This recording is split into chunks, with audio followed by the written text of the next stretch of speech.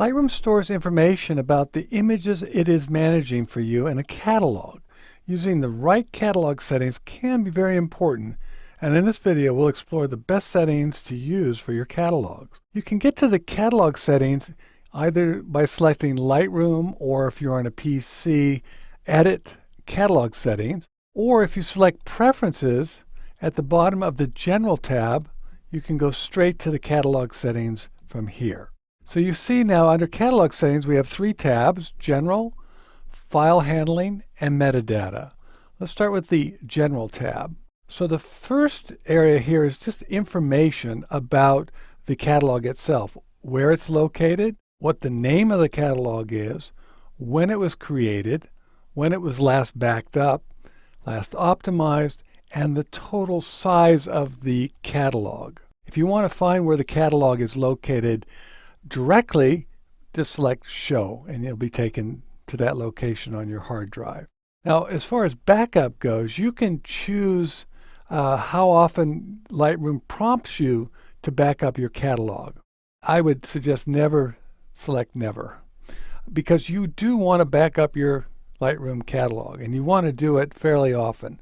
Now, how often you do it really depends on how many pictures you're importing into Lightroom, how often you're working with Lightroom. I generally select every time Lightroom exits, so when I quit Lightroom, I'm prompted to back up my catalog and optimize it. I don't have to, but I'm prompted and reminded that it's important to back up your catalog.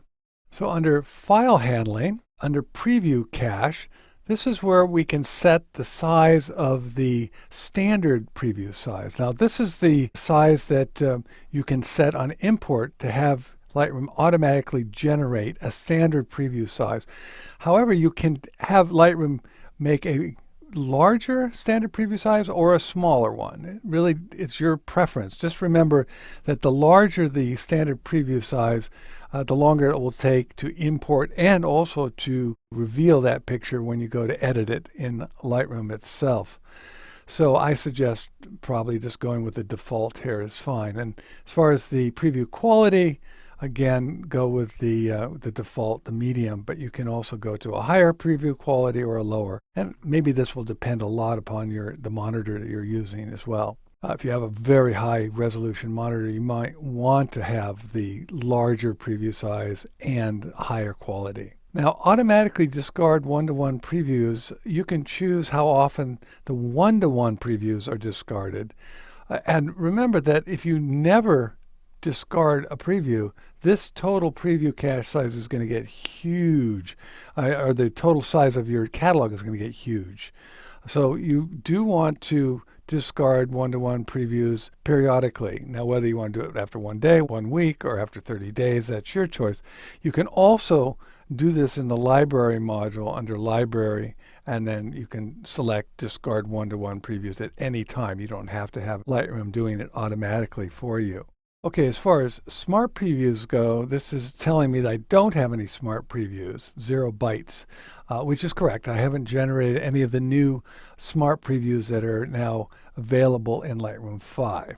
Import sequence numbers. The import number, this is when you're bringing images into Lightroom using the import dialog window. You can set an import number. You can also do that within the import dialog window itself. So under Metadata Editing, the first option you have is to offer suggestions from recently entered values. Now, this is relevant when you're over here in the Metadata panel and you're typing in various bits of information that you want to add to the metadata. If you've used the information before, it will automatically suggest you use that again. If you don't want that, you deselect it here, and if you want to get rid of all previous suggestions, you just select Clear All Suggestion List. The next option, Include Developed Settings in the Metadata inside JPEG, TIFF, PNG, and PSD files. This actually is selected on now. I would probably, it really depends on what you're trying to do with your files that you export. And this is really only relevant to those files that are being exported out of Lightroom. If you are sending a file someplace and you know you want people to have all those developed settings, they're going to use it in Camera Raw or another Adobe product, you might want to keep that selected. If you're just sharing your files with, let's say, clients or people who don't plan to do anything with it and you don't want them to do anything with it later, you might want to deselect that. Now this next option, automatically write changes into XMP, this I think is pretty important. If this is selected, what this means is that Lightroom, as you work on an image in Lightroom, and let's say in either the library or the develop module, if you make any changes to that image, so that you increase the exposure, decrease the exposure, those changes are being stored in the Lightroom database. If they're not associated with the actual file outside of Lightroom, and they just don't exist outside of Lightroom. If you select automatically write changes into XMP, Lightroom will automatically update a sidecar, a separate file. If you're working with a raw file, if you're working with a DNG file, it'll build it right into the DNG file itself and put all those changes right into the file. Now the problem with that, the good thing is that you'll have those changes automatically done and you don't have to think about it. The bad thing is it takes up some of your processing power, can slow you down, and there can be glitches. If you're doing 100 images and you're changing the white balance on 100 of them, it's going to go in the background and go and write all those changes into the XMP.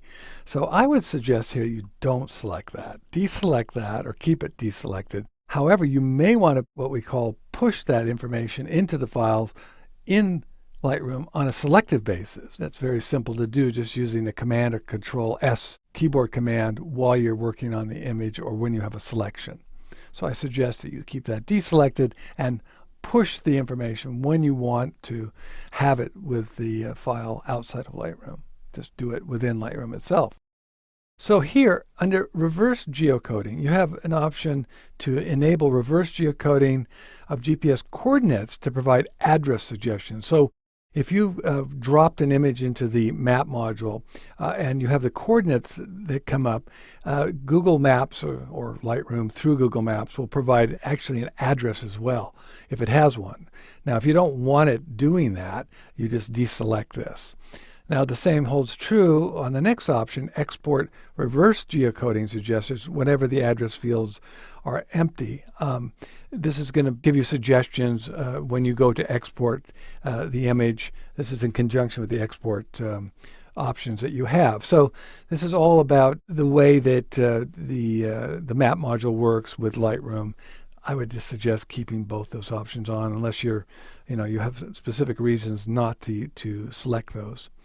And then the last option here is to write date or time changes into proprietary raw files. Well, raw files themselves generally can't be written into. However, there is an exception when you want to change the date or time. Now you can make a change in a raw file only if you've selected this, and that change is only limited to date or time changes. But that'll only happen if you select that option there. So those are some important catalog settings to keep in mind when you're working with Lightroom.